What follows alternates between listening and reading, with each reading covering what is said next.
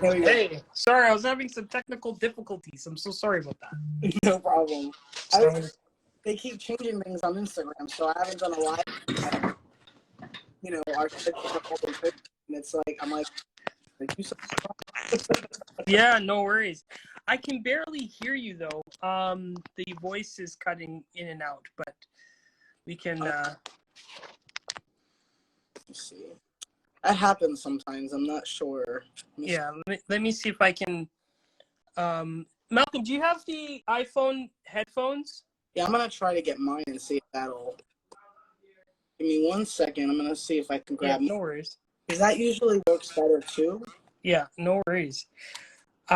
Just shout out to people that are in the room, like King Eat Crushed Grass or Glass. Sorry, I have dyslexia. Blah, blah, blah, blah, blah. Shout out to DJ. What's going on, bro?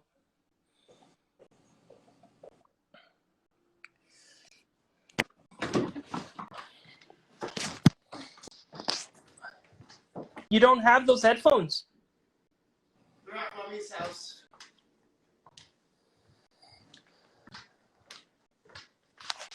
Were they mine? Who else did I give you?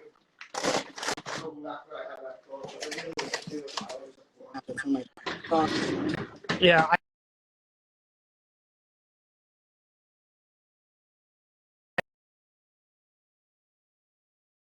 Oh, there we are. There they are. All right. Hopefully this is better. Yeah, this will. Hold on. Let me just. Yeah, technical difficulties today is just always. It's never a dull moment. No, it is absolutely not. Yeah, hold on a second. So, but I apologize. I'm here and I'm ready. No worries. No worries. Okay, so yeah, 1 second here. I'm just gonna plug it in.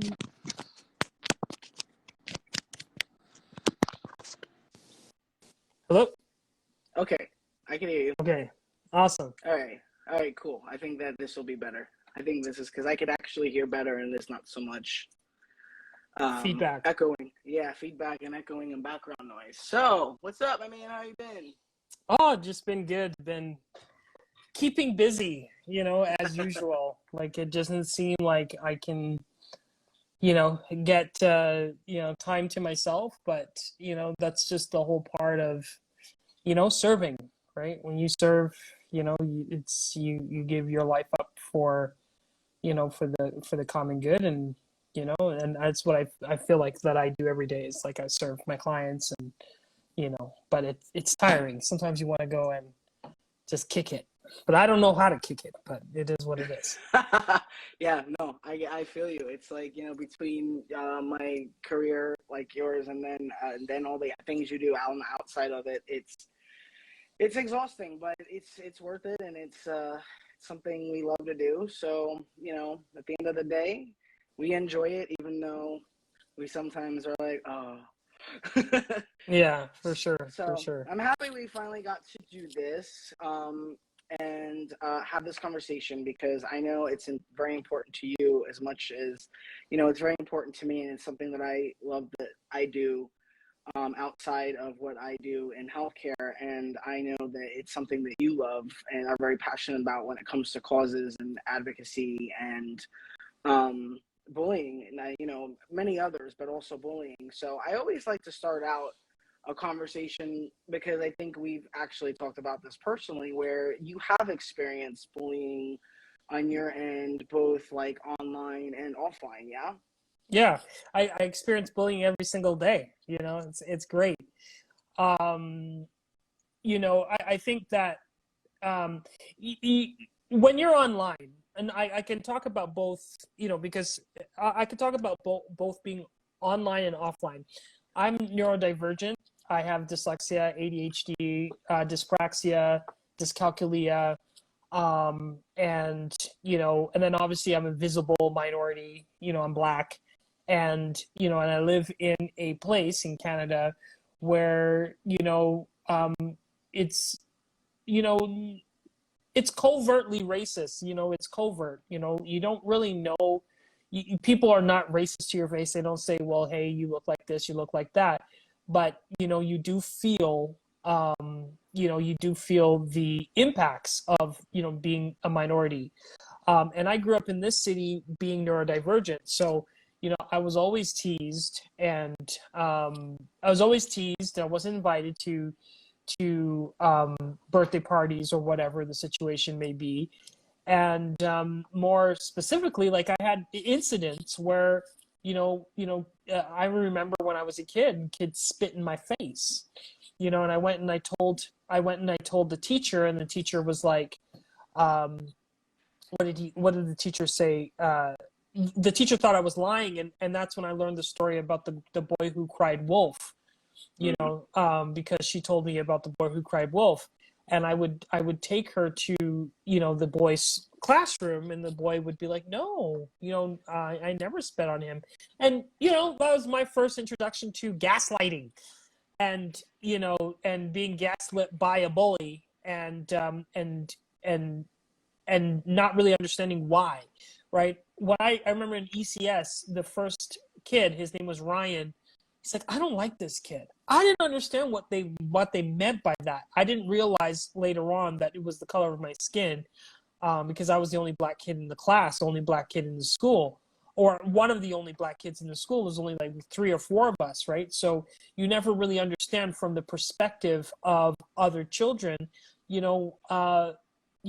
how they look at you and how they perceive you, because I never thought I was anything different. My mom didn't say, well, you're black and you have to, you gotta look at things differently. My mom never taught us those sort of things. So, when you go into these school environments, you just don't know. Now, I'm neurodivergent, so I had other things like, being messy, ADHD, like having a messy desk and not organizing it, and having the teachers dumping my desk. And I had one teacher even throw me up against the wall. I've had all of these things happening to me. And then I would go home, and then I would be, I would be abused by my mother, right? Like I would have, I would go home, and my mother was, quite abusive to me because of circumstances. I wasn't, I was a child born out of wedlock, and without putting my mom's business out there. But my mom was, she was sexually assaulted, and hence the reason why I was born. So I had a relationship with my mother that was not a good relationship. So, I didn't have a safe space at school, nor did I have a safe space at home, right? So just one second, I'm just going to add some people in here. Yeah, no problem. I'm going to add some people in here. But yeah, so like bullying for me, and just advocacy and just standing up for oneself and having a voice, that was embedded into my being, because I've had to fight for every part of my life. And I can also remember one kid named Cameron on the bus bullying me, and I punched him in his balls. And, and I'm sorry to say that, but I, punched him in his balls, and then everyone got upset with me. And that was also a lesson, right? Because, the bus driver was like, why did you hit him? And everyone was getting upset with me. And my sister and I walked home, and we cried, right? Like we cried because I didn't understand what was going on. I was just defending myself. But you kind of learn from that, like from a racial perspective. You learn from just, you learn how social dynamics work. And not to stand up, because not all the time are the powers that be going to be able to step in and save you, right? So that's from an outside perspective. But then online, being bullied just for creating content, right? I started videos going viral in 2006. This is when YouTube first started becoming popular, and the video that I posted actually made headlines because we were exposing nightclubs for not letting blacks into the nightclubs. And it was an undercover sting. So I had posted this video, never been done never something that anyone has ever done, posted a clip from, you know, from the nightclubs, but then it blew up. And then I got so much hate in my comment section. I didn't even know what to do with that. You're and all this other stuff. So I've had to learn from a very young age, you know, how to deal with bullies, but then you learn online, you know, the whole impacts of trolling, because it's bullying times 10, because it's constant railing you. And you actually saw a video of mine, you know, on my calibrated dyslexia, and you saw just people didn't watch the full video, but you saw how people drag me in the comment section. And there's nothing you can do about those sort of things, but that's just the reality of, you know, dealing with people. It's a herd mentality. Most people don't even watch. What I realize online is that most people don't even watch the video from beginning to end. They will stop at maybe 20 seconds, and then they'll go in and berating you and creating a narrative or a straw man argument based off of the 20 seconds that you said, right? So, and then they look in the comment sections for what other people are saying, and they try to add to that, and they echo that. And when you echo it long enough, then it becomes something real, and it becomes something, that is of substance. So, I'm quite aware of, you know, bullying from many aspects, and I deal with it every single day. Yeah, no, I did see that, and that's why I had commented, because I was like, you're talking about something that is important, that we, like, it's almost like when you talk about things to help other people and things that should be talked about, you get hate for it, you get bullied for it. Even like, you know, like on Twitter, it's like you could put a statement, like a sentence, and tons of people read into that sentence, not knowing what you're even talking about, just assuming what you're talking about based on something maybe from 10 years ago, 5 years ago, or they must be talking about this, or they must be talking about that. And then, like you said, the herd mentality of just attacking. And I've been there. I've had it, because I also create content. I also speak out. I also, you know, I come from that survival. I'm a fighter. I come from abuse. I come from a lot of trauma, such as yourself. So I get it. It's like you come from that. You don't want to hold that in anymore and feel like you're silenced, or feel like on a topic, or feel like you can't say anything because like you were afraid to say anything in the past. And now it's like, as an adult, it's like, I'm going to say what I want to say now, and I'm not going to worry about this, and that. And I still am trying to be careful and feel like I'm walking on eggshells. And I say, like, why? Because, like, I get sometimes it's easy to ignore things, and sometimes you can, and the people will go away, and it works. Yeah. But it does not work when you are getting, like, massively cyberbullied, and you are getting slammed, and you are getting doxxed, and people don't understand, like, just ignore, don't read this, don't do that. It's like, okay, but if you go into something not knowing what something's going to say, you can't ignore it, and you don't know they could be tricking you. It could look nice, and you go in and it's nasty, or they find a way to get to you, and people don't understand that. And it's like, well, why do I have to ignore that and not feel that emotions? When you look at psychologists and all types of, like, I have a degree in psychology, so I know myself, but even people that do mentoring and coaching, which I also do, and you know, public speakers and people in that arena, they've said that it's very unhealthy to just pretend that things don't bother you. Exactly. So, totally. You know, I agree with you. Yeah, I mean, you speak out like I do, and I admire, and that's what I love. One of the things I love about you is that you don't sit there and just go, okay, whatever, you know.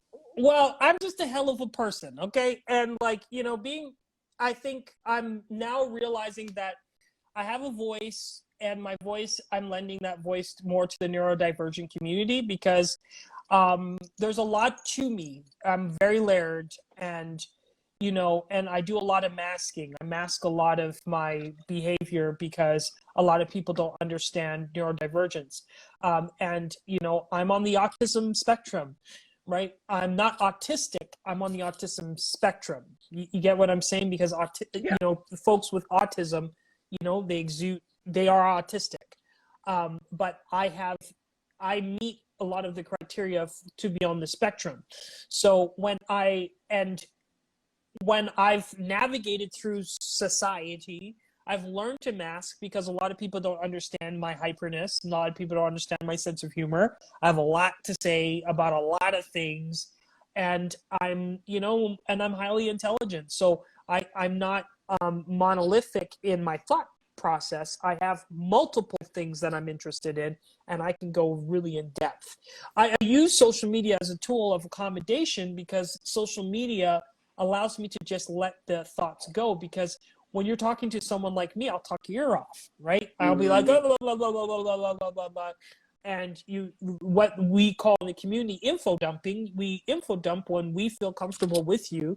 And I felt, like the best way for me to info dump without people interpreting that it's narcissism or whatever is getting on social media and actually talking it out, right? And when we get, so I think the importance of just being able to get those thoughts out and to just be ourselves without having to explain ourselves, that's the most important thing. So when online bullying happens and when people comment, we have to address it because, we have to explain it, because the more we explain, who we are and why we said things, the better that we equalize the this wantingness to have people try to push us into something that we're not. Right. This world is governed by individuals that are neurotypical, that are just used to living their lives in a certain way.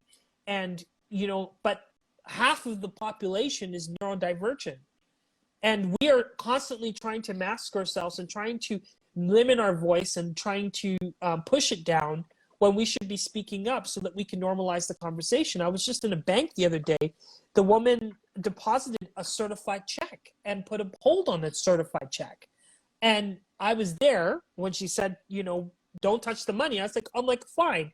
She placed the hold after another banker had told me to drive out to another bank to get this check certified. And this is at Scotia Bank, y'all. I'm going to put it out there, but, I'm going to put it out there. But I went and drove, and I came back and I certified the check, paid for it, for her to still hold my check. And I said to her, she's like, well, we told you. I said, well, I'm neurodivergent. I didn't hear what you said. I didn't understand the concept. They just brushed it off. They turned their back. They said, I got a meeting to go to. They were trying to make their lives look more important than mine, when I was trying to say to them, you are inconveniencing my life. You're making this space an unsafe space for me to even bank. You're taking my money and placing a hold on it. Why would I ask you guys to place a hold on a certified check? Right? And even though that may not have been so important to them, it was important to me. And, and I'm constantly having to fight for just space to be considered as an equal, when people operate in a certain mindset, right? And this is the culture that we live in. This is the world that we live in. They put those constraints on, and then we all have to operate on those constraints when we don't have to. So we have to speak up. We have to normalize these conversations so that we can all live, because humans can be productive, we can be efficient, and still continue to, we can be productive, we can be efficient, and we can still continue to live and thrive without having to subscribe to norms. Absolutely. I mean, 100% everything you said, and I'm really sorry that happened to you. And I totally, I get it. I mean, I feel for you. And, I never like to say oh, I completely understand.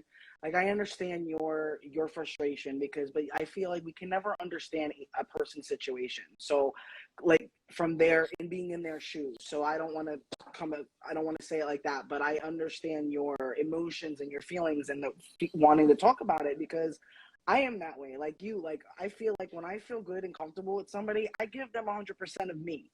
And right. I love to talk to them. I love to keep in touch. I love to talk, I'm Italian from New York. I cannot also talk anybody's ear off. So there's that part.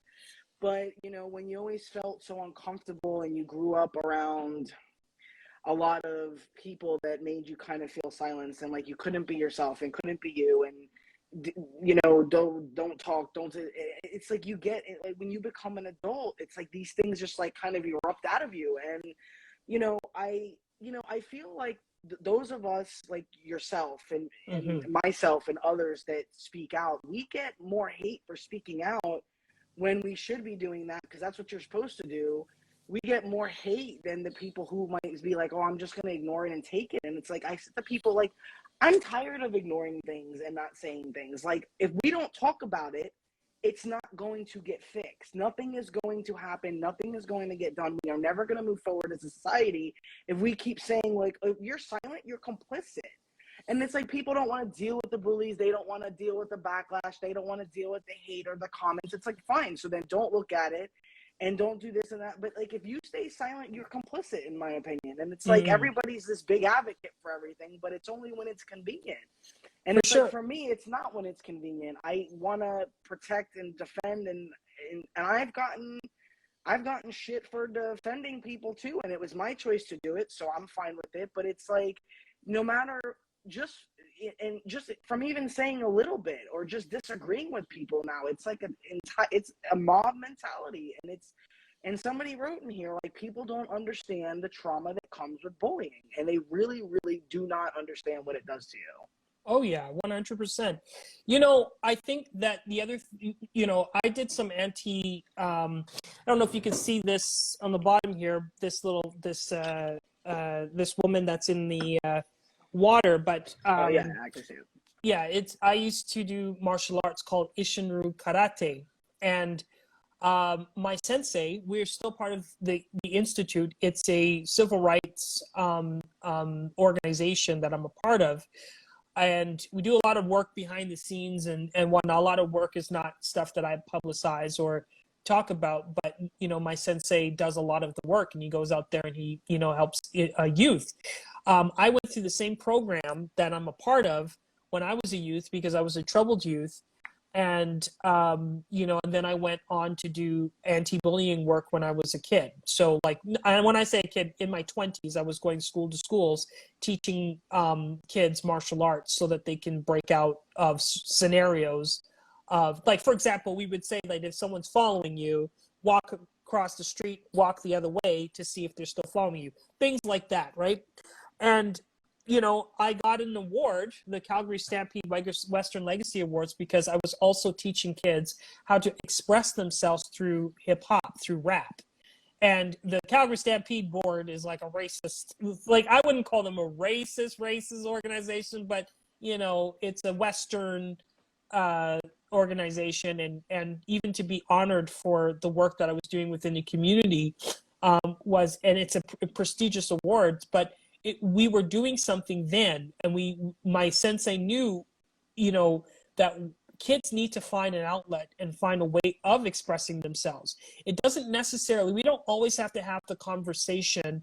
To your point, we don't always have to have the conversation about bullying.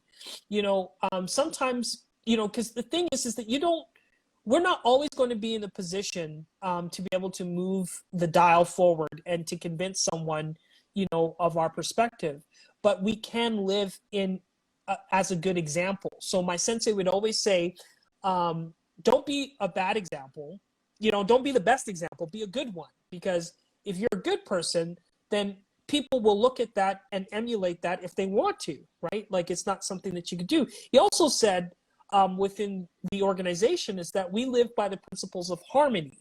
So harmony is doing things that benefit others as much as it benefits ourselves.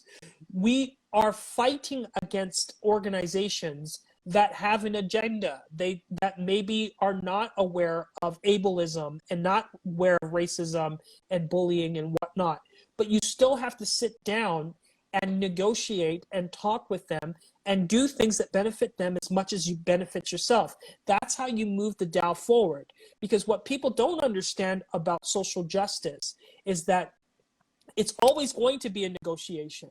Sometimes you have to fight. When you've given all of the options to work together as a community and they still don't want to change, then you fight. Just like when you're in a situation where a kid is bullying you, we say, use your best block and not be there. So if you can recognize if a kid is walking in a schoolyard and he sees people at the, because it's kids' inclination to be like, I'm going to walk there anyways, right? Like I see the kids and I'm going to walk there because, I know bullying is not allowed, but let me just walk in that crowd.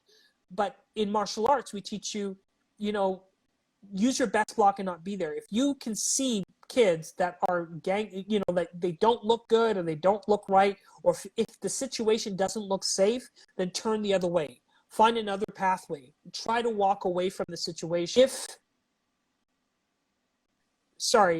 And if the kids start pushing you and start, like, you know what I mean? If you getting into a fight, the best thing to do, because in martial arts we teach, my sensei taught us, not even taught. When you get into martial arts, you have to run. They teach you how to run, and you keep on running and running and running, and you're like, why do I got to run for the first half of the class? You got to run because you got to get your stamina up. Because when you're in a situation where, you're about to get in a fight, the best thing to do is run away. Try to get yourself out of the situation. But if you're cornered and you have no way to, no way to run, then fight hard enough for you to be able to run away. And that's the whole point, is that, give options to people who are bullying. Give options for them to change. Give options for dialogue. Give options to be able to find harmony, because the whole concept and the principle of harmony is that we're all on the same rainbow together, right? We're all different colors, but we all operate in the same thing, and we do things in a harmonious way. I'm not trying to change you, Dana. You're not trying to change me, but we can work together for a common goal. You may be a racist, or I may be a bigoted, or I may be homophobic, or whatever the situation may be, but you and I can come together for the betterment of humanity and push the Tao forward. Because if we can work together, people change. And it's going to take generations for people to change and to get out of the mindset. But if we can work together in that moment, that's what changes things, and that's what pushes people forward. So, it's not just about, I guess the point is that it's not just about advocacy. It's not just about saying, oh, you did this wrong. It's right. You did this wrong. How can we correct it? How can we all coexist together? And move the Tao forward. And if you still don't want to do it, and if I give you all the options and you still don't want to do it, then we're going to fight you, and we're going to win. Yeah. And we're going to win. Yeah. No, I mean, sorry absolutely. For the rant, but No, I mean, absolutely. No, I do the same thing. No, I mean, amen to all of it, because it's absolutely true. I mean, people don't understand that, like, it's more than just, okay, a post, or I'm going to say this, or I'm going to donate when it comes to causes and advocacy. So you're right.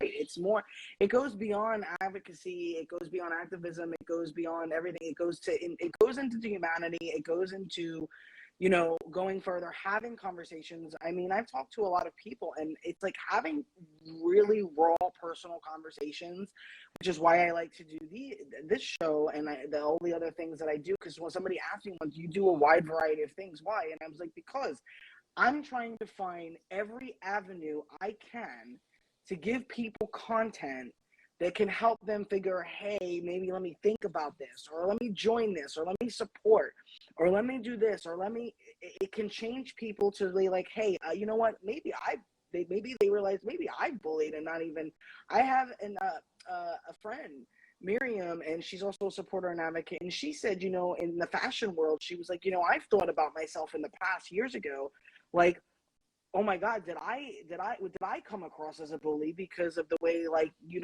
talk to someone, or the way you manage, or the way you are a boss, or like, if you're a boss of people, a group of people, or and especially in the fashion industry.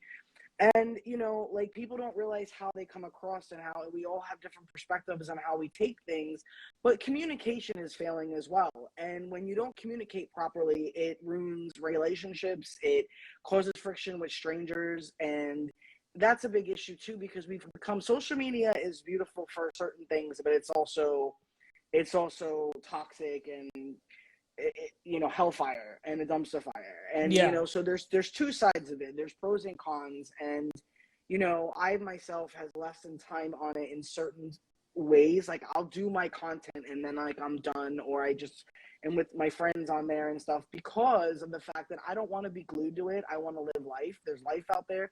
There's many things to do offline, and people think that, oh, if you're not showing everything you're doing online, it means you're doing nothing. No, it means I'm not airing it because I also don't need credit and I don't need to talk about it.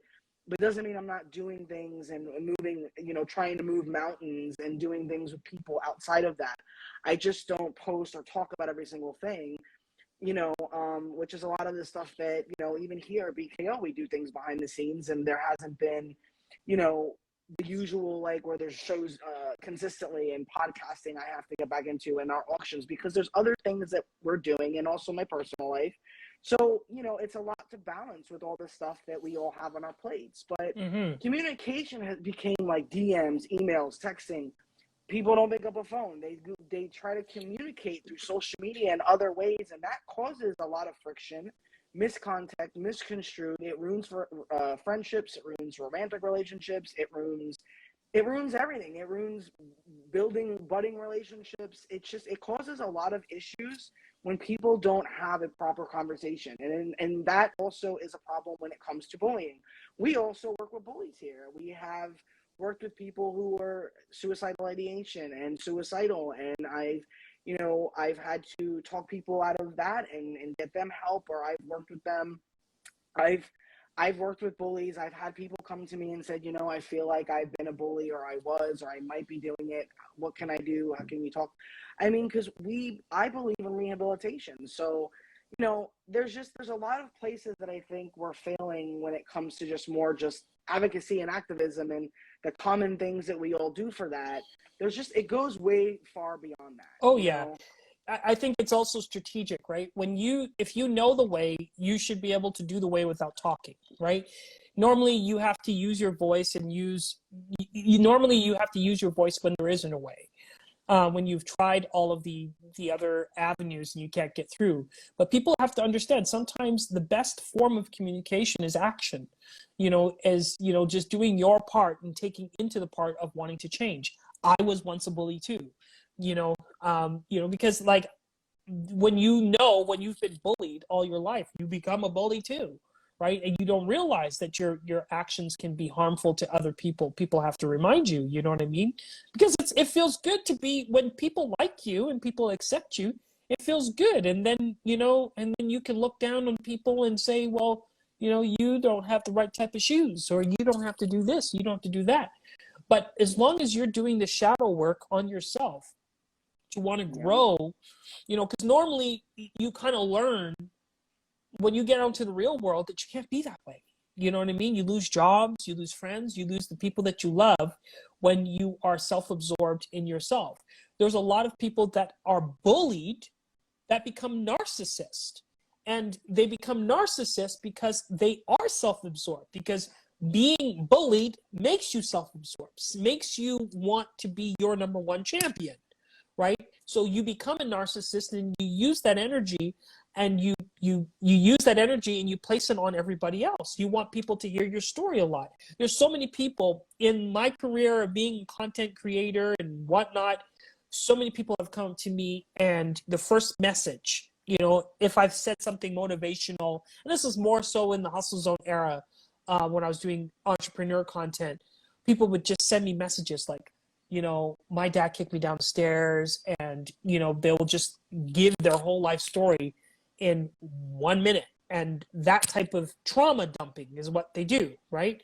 And these are people that are constantly stuck in the harm and the pain that they've been in from since they were a child, and they project that trauma onto you, and they become abusive.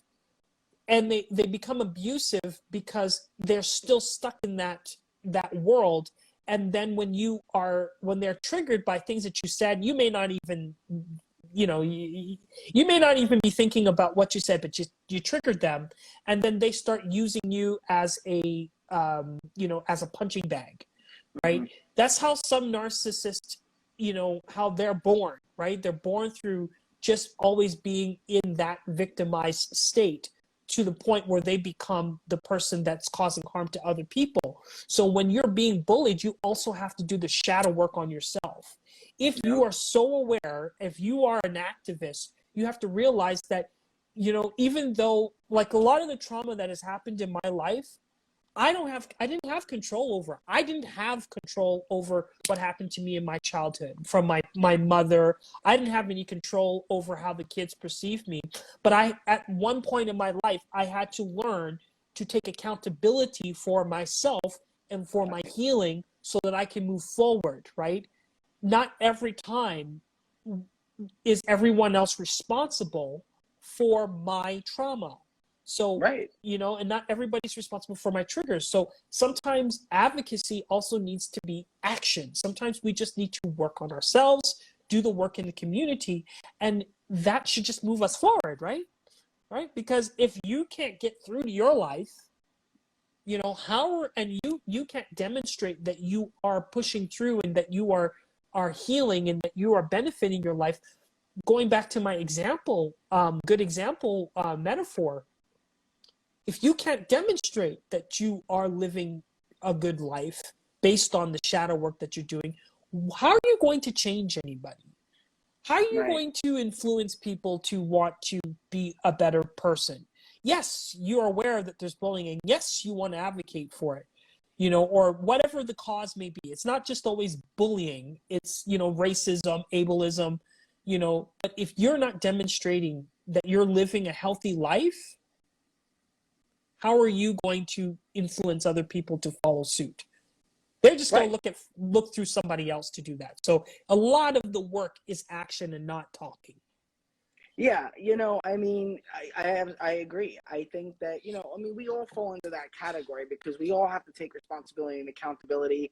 And I noticed that a lot of people, I'm big on that, and then I try to do it as much as I can. It's why on my personal, and it's like I always believe, like, I show good and bad. I show all sides of myself because I don't want to sit here and pretend I'm perfect and just show the wonderful stuff that I post, or like, when you posted that day, like you say, like, I make mistakes like that. You made that a one little speech, and I think I put it in my story, and I was like, yeah, Yeah. this is what I try to say all the time, because it's like, we're human. I make mistakes. I'm not perfect. We all say and do things that we don't, want to say or do. We all have moments, and it's okay to have moments. It does not make somebody a bully to have a moment, and this is what I try to explain to people. There's a difference between being a human being and making a mistake and a repetitive activity that does not stop, and something that's just you are just becoming a horrific person and you're just mean and hateful. And there's a difference between that and just having a moment that you get stuck in, and people like to blame their triggers on other people.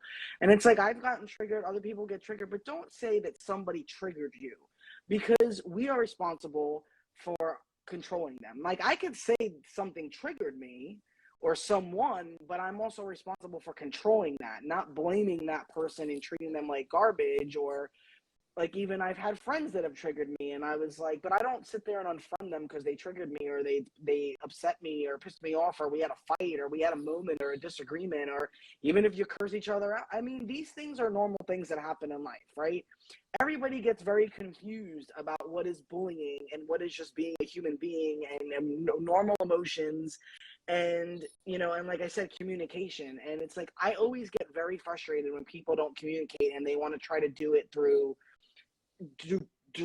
misconstrued emails and Mm-hmm. texts and DMs and all that stuff. And I'm like, this is just not. I come from a generation where I talked on a phone that was connected to a damn wall. Hey Mm-hmm. guys, hey Charlie. So it's like, I come from where, like, we had our spats like face to face or over a phone, and then we made up, or we fixed things, or we took space, and then you like, you don't dump the people. Sometimes you just need boundaries and space for a while, and then you go and talk. Or, I mean, I have people that I didn't talk to for a couple of years, and then I talked to them, and it was like, it was fine, and we hung out, or we talk. Like, I mean, all types of things happen in life, but people take everything and they try to put it in a box, and they try to label it, and they try to figure it out. And I'm guilty of a lot of things too. We all are. We're guilty of everything in some form, in some capacity in our Mm-hmm. lifetime. in our lifetime, we're all guilty of things. And this is why I say, like, you know, I talk about a lot of things, I speak out, but I also say when I'm guilty of it as well. I don't exclude myself. So, like, I'll be like, I've been there. We all do it. Like, it's not like I'm sitting there preaching and not saying that Right. I'm having trouble with my healing, or I'm on my healing journey. I've admitted when I fell off. I've said, like, oh, I'm off. I'm doing bad. This and that. You know, and in my posts, or because I want people to see real stuff. I don't want people to just see that, like, because of what I do, that means I'm perfect, or I'm this or I'm that, or because the things that I do in my life means I'm superior, because Right. that's not the message that I'm trying to get across. Yeah, we're all human beings, and we all have our struggles, but as long as we are adapting and overcoming our situation, because you know, I think going back to martial arts, one of the principles within martial arts is taking your always taking a disadvantage and making it your advantage. We always have a way out. There's always a way out of our circumstances. You know, you just have to be able to look at it and see, how can I benefit from this? How can I use this as my advantage? How can I use this bully as my advantage? You know, there's always ways of fighting back without having to fight people. You know, and there's always ways of living where you know, you can humanize yourself. But if you're constantly on the attack, then people expect you, you know, the more you attack and the more you're on the attack, the more people expect you to be to uphold a certain value, right? So being imperfect and showing your imperfections humanizes you, and it doesn't you know, and then when people call you to task, it doesn't sting as much as those who try to project purity and goodness in everything that they do, and you know, they don't fail, everything is watched and everything is perfect, and then when they fall big because they have to humble themselves, right? So And everybody judges them. It's like, oh my God, I thought you were perfect. It's like, yeah, no, nobody's perfect. No one's perfect, but we can band together when we see something's wrong. We can speak up, you know, and bullies like to take those advantages, or take advantage of when we do speak up. They're like, well, I saw you do this. Well, no, you know, we also got to teach our young people. We have to teach our children how to understand logical fallacies, because a lot of bullying is wordplay, right? And, you know, if you look up on Google logical fallacies and learn how people manipulate you, right? For example, you say bullying is wrong, you know, but, you know, they'll say, well, you're a scumbag because back in the days you did this. Well, that's a straw man argument. That is you not paying attention to what I'm actually saying. You are picking on me based off of things I did in the past that have nothing to do with what I'm talking about now. So teaching kids how to recognize language and speech so that they can come back. You know, when my kid was, you know, being bullied at school, you know, I taught him how to do the dozens, right? So the dozens is, like, you know, the kids were saying, well, you look like this. I taught him how to do the dozens. And the dozens is like, yo, mama, da da da da da da da da. And people are like, well, is that bullying? You're just reinforcing bullying. And I'm like, no, I'm teaching my son how to defend himself, you know, because to empower a kid, you also have to teach the kid how to be able to recognize, how to, you know, if someone gives you something, how to throw it right back. Because within my community, we had to do a lot of that, you know, and it goes back, it's even spiritual in our community, like with ancestral energy. When people bring in negative energy into your tribe or whatever, you send that negative energy right back. We don't just hold and dwell and sit there and say kumbaya. We know how to send it back. And we got to teach our kids how to fight as well. We have to teach them how to be prepared, right? And that's the whole point of bringing them into programs like martial arts, because martial arts doesn't teach you to be the aggressor. Martial arts teaches you only fight if you have to. Right. You know what I mean? And when you make children prepared, because what makes children, especially that are being bullied, is that they don't know what's going to happen next. They don't know if they're going to come home. You know what I mean? And I've lost friends because, and I'm sure you've lost and seen a lot of horror stories of people being lost due to bullying is because they don't see a way out. They don't see a future. So if we can teach our kids how to recognize language, how to debate, how to, because that's mental. I feel like debating is mental martial arts, because you know how to be able to understand language. And when you teach children how to understand language, then they don't have to fight. If we could teach our kids how to communicate, then they don't have to fight. But then you also bring them into martial arts and teach them how to fight, so that they are prepared when they get out into the world, that if something were to happen, that they know the right things. And even when you teach them how to fight, you still tell them to run. You know what I mean? Because at the end of the day, you don't ever want to have conflict. You don't want to ever have to send, punch someone in the head because they bullied you, and then they're no longer on this planet, and then you taking a child away from their parents, right? You want to teach children that they have the power. And when you have the power, you don't have to have a casualty as a result of having the power, but make them prepared so that they can feel confident. And it's no different than when you're raising children in a home. You want to make their environment stable, and you want to make the environments predictable. The only way you can make them stable and predictable is by practicing stability, practicing those sort of things, so that they know, mom's going to be home today.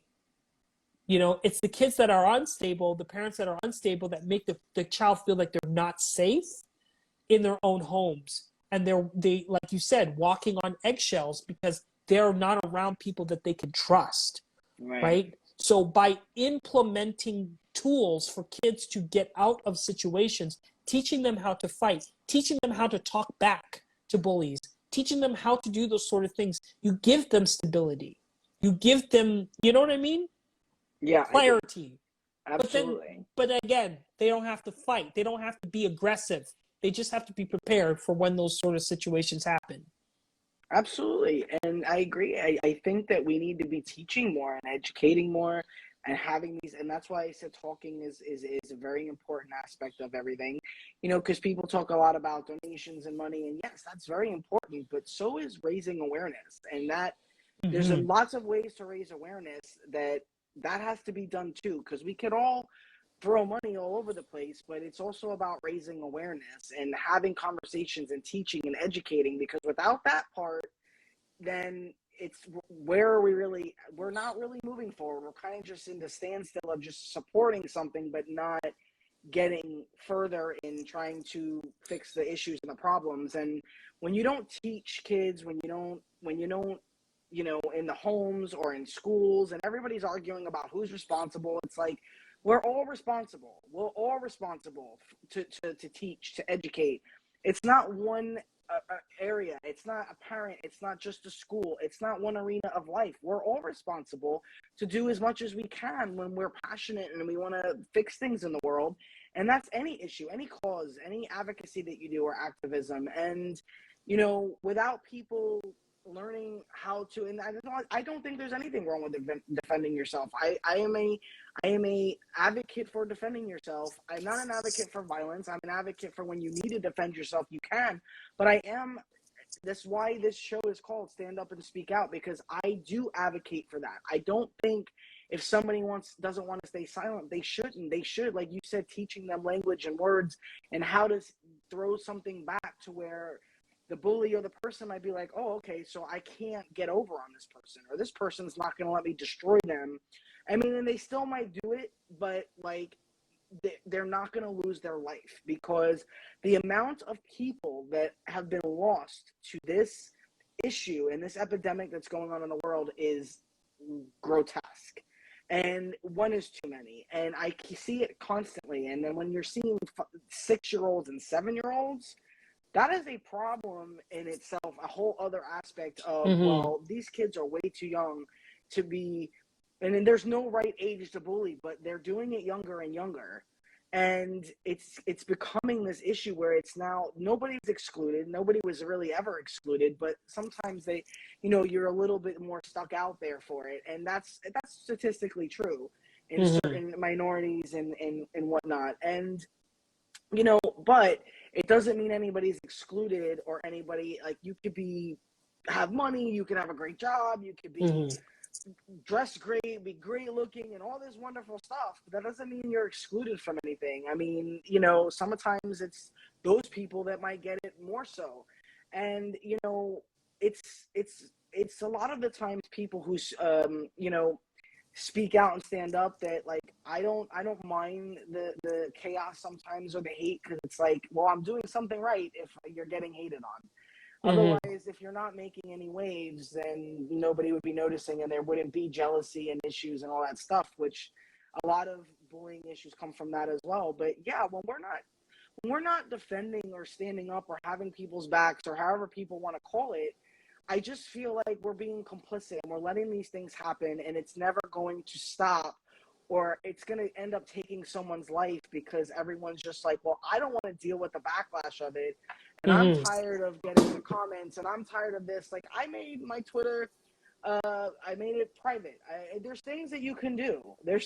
Many things that you can do that people are so big on ignoring. And it's like, you could defend, you could speak out, and then ignore the other stuff when it happens. But Mm-hmm. when you don't do anything and you right away or just start off with ignoring, we're just being complicit in all these issues because we're only speaking or saying stuff when it's convenient or when it's for ourselves.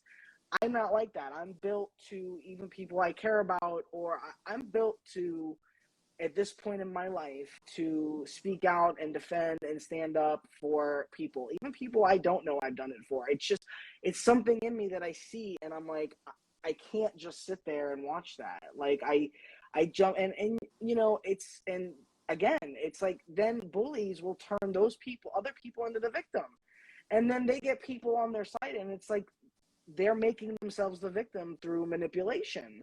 And people Mm-hmm. don't realize how much they're being manipulated or gaslit. And people use words like narcissism and gaslit and bullying and other things, like words like xenophobic and homo. Like, people are using all these words so incorrectly and inappropriately and labeling people that they don't even know what words mean. And they're saying things. I've seen people do it. They're like, you're this, you're that. And I'm like, that's not what that even means. Right. So this is why education and talking and teaching is a very important aspect of all of this. Mm-hmm. Totally. I 100% agree with you. And, you know, working on yourself and, you know, doing what's best for your life. And, you know, I think peace and always looking for peace within your life, finding peace within yourself. You know, people often hurt people, you know, and the more educated you become, it's like a weapon, you know, it's a weapon that you never draw, you know, your education. The more you learn, the more you understand, the better it is that you can speak, and the better it is that you can move forward in life. I remember in a video that I did on my Calibrated Dyslexia account on TikTok, make sure you guys check me out there, because we talk in depth in regards to, you know, neurodiversity. Uh, but in there, someone had, you know, was talking about, well, like I was talking about trauma, and I was talking about how, you know, for us dyslexics, we can't articulate our trauma. We can't, you know, when it happens to us, it's it's almost like we've lost the game right from the beginning, because we have a language processing disorder and it prevents us from talking or speaking out. And I told them, you know, in a subsequent video, that you have to learn about that trauma. You got to learn. You got to listen to people talk about it, because eventually it has to come out. And I think the most important thing for people in healing and understanding what to do, I think two things is that you have to express yourself, whether it's through art, whether it's through, you know, writing, whether it's some way, express it is how you feel, because a lot of times we walk around not letting people know how we feel, and then that anger just boils up inside, and then it could be disastrous, and there could be a casualty as a result of you not being able to speak out. Look at all those kids that are going in and shooting up those schools. You know, a lot of these kids don't have an outlet, so they feel like the only way that they'll have power is by coming in with a gun and shooting up all these kids. You know, no, we need to be able to recognize when a youth is not being able to speak out, when even an adult is holding in and harboring a lot of feelings, get them to speak it out so that they can get rid of all that anguish, so that they can find peace within themselves. And then the second thing is that once they're at peace, now it's time to plan. You know what I mean? Now you have time to plan, because when you're in a state of stress, you think that there is no time to plan. You know what I mean? You don't really understand what's going on. You know what I mean? You feel like your life is over. But when you're at peace, that's when you plan. That's when you think ahead. That's when you talk to counselors. That's when you talk to your parents. That's how you talk about ways of getting yourself out of situations. Because a lot of advocacy, especially if you are disabled, or if there is something wrong with you, or you are neurodivergent, or you're a person of color, there's a lot of pre-planning that has to go into your daily life. There's people that just believe that you don't have to plan, that you don't have to think about your surroundings, that you don't have to read the room. No, learn to read the room so that you can find peace, because there's always in the room, there's always a place of peace. There's always a place where you can find yourself. You know what I mean? So whether it is writing in your journal every day, but whatever way that you can find peace so that you can be calm and be able to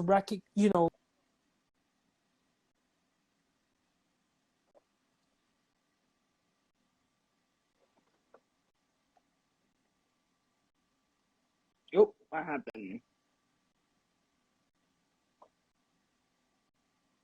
We froze.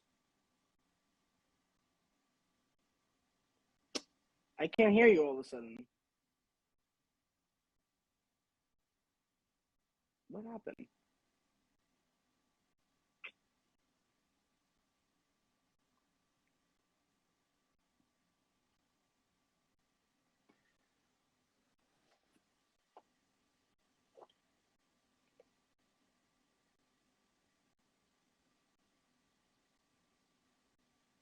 Okay.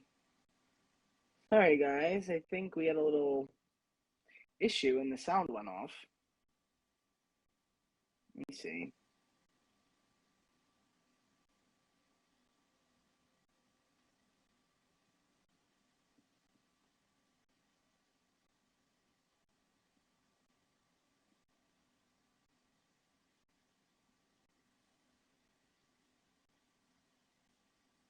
Is this working? What's going on with this?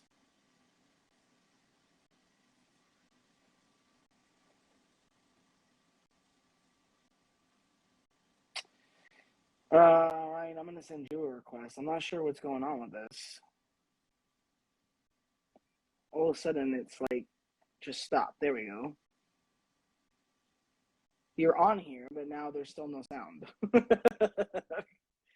And even. Oh, there we go. I can hear you now. Okay, I can hear you now. Okay. So I think to conclude, I was saying, like, to find peace. You gotta find peace. I think we have to always look for places of peace, but to get peace, you have to plan. You have to be ready. Don't assume that you should be afforded peace. And it's harsh thing to say, especially to someone that is triggered, because they're gonna like, well, no, I deserve peace. No, you deserve to be prepared. Martial arts, they say that when you walk out your house, pretend there's 1,000 enemies. You know what I mean? Always pretend that you are going to be in conflict, because when you think that something's going to happen, you'll be prepared for it. And practice that every single day. 3 P's, 3 R's: practice, practice, practice, repetition, repetition, repetition. Keep on practicing these things, so that you feel confident to be able to, because the whole thing is feeling confident. It's feeling like you are in control, because we usually act out. We usually get upset when we feel like we're not control, or when we lose our control. You understand what I'm saying? So I think that it's about peace and planning and practice, and you keep those in mind, you'll always find your way out. When I changed my life and I was going down a different direction when I was in my late teenage years, I haven't been hurt ever since. Wasn't put in circumstances, and I was so scared when I was going down the wrong path, and I was scared. and my sensei would say, like, Ryan, look at you, nothing has happened, and it's because I take those, because I'm aware of my environments, I'm aware of what I say, and I'm aware of my own power, and I know what I have the capability of doing. And when I don't feel comfortable, I use my best block, and I don't put myself in a situation. I don't put myself in a situation where there's going to be conflict. Yeah. No, I mean, that was everything you said is right on point. I mean, healing is a lifelong journey, and I don't think people realize that. And for some, maybe it's not, but for most people I've spoken to, I mean, for me, I know it's going to be, I'm never just going to be over everything. I fall off my healing journey. I did during the pandemic. I recognize things and I know it. And at first I might not realize it, but then I'm like, oh, let me say this, let me apologize. And then, and like you, when I'm stressed and upset and triggered, I can't articulate anything. And you just sound like a weirdo. And you feel like, oh, I sound like a creep. Oh, I sound like a weirdo. Oh, I sound like an insane person. And I say, like, you know what? But we all do at times. And everybody acts and looks at people like, oh my gosh. And it's like, okay, but look at yourself in the mirror too. Because everybody has been there in some form, like I always say, and everybody wants to pretend that they haven't. And I have not met one person who has not been in shoes of chaos, craziness, distress, or someone thought they were a monster or a bully or a bad person or whatever. I mean, because sometimes we can't articulate, and sometimes we have a moment, and sometimes we just get mad. And that's all normal human nature stuff. But healing, and I always say, and this is one last part that I want to say on my end too, is that there is a very big difference between intentional behavior and unintentional behavior. And I always stress this, especially nowadays, because there's so many things that are unintentional that people don't understand. And instead of having compassion and understanding and saying, oh, okay, that wasn't a person wasn't thinking straight, or they were just bad, or if you're an addict, or there's got to be understanding and compassion, and especially when you care about people and strangers too, because people doing things like, we all unintentionally gaslight each other. We all unintentionally have narcissistic characteristics. We all unintentionally have said shitty things. We all unintentionally have done a lot of things. But when you're intent, and and you don't feel bad, and you have no remorse, and you're not trying to apologize, and you're not trying to make amends, that's when things aren't, there's, like I said, intention is everything. And people